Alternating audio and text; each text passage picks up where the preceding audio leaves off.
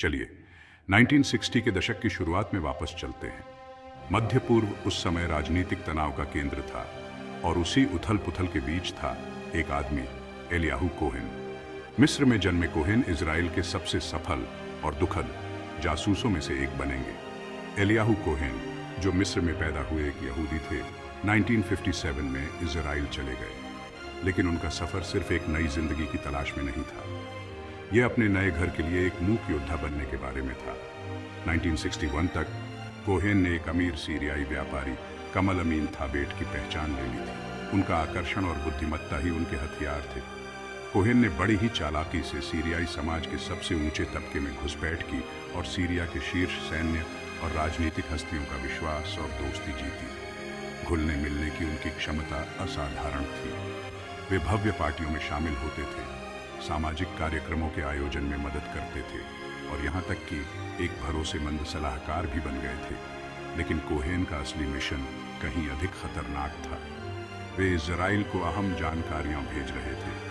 सीरियाई सैन्य योजनाओं, किलेबंदी और रणनीति के बारे में जानकारी उनके गुप्त प्रसारणों से इजरायली खुफिया विभाग तक पहुंच रही थी।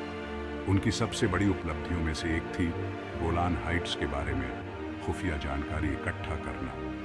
कोहेन की रिपोर्ट इतनी विस्तृत थी कि उन्होंने 1967 में 6 दिवसीय युद्ध के दौरान इजराइल को गोलान हाइट्स पर कब्जा करने की अनुमति दे दी। ऐसा कहा जाता है कि कोहेन के सुझाव पर सीरियाई किलेबंदी के आसपास यूकेलिप्टस के पेड़ लगाए गए थे, दिखावे के लिए, छाया के लिए, जो इजरायली तोपों के लिए निशाने बन गए।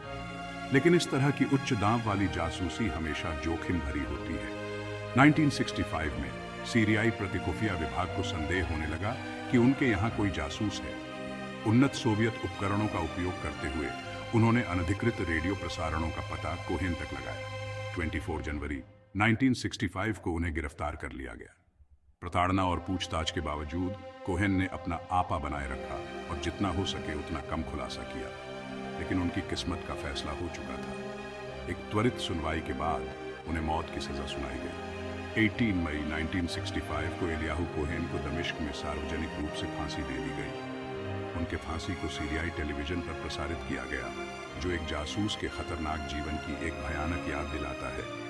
आज एलियाहू कोहेन को इजराइल में एक नायक के रूप में याद किया जाता है। सड़कों और पार्कों के नाम उनके नाम पर हैं और उनकी कहानी साहस, बलिदान और जासूसी की जटिल दुनिया में एक सबक के रूप में सिखाई जाती है।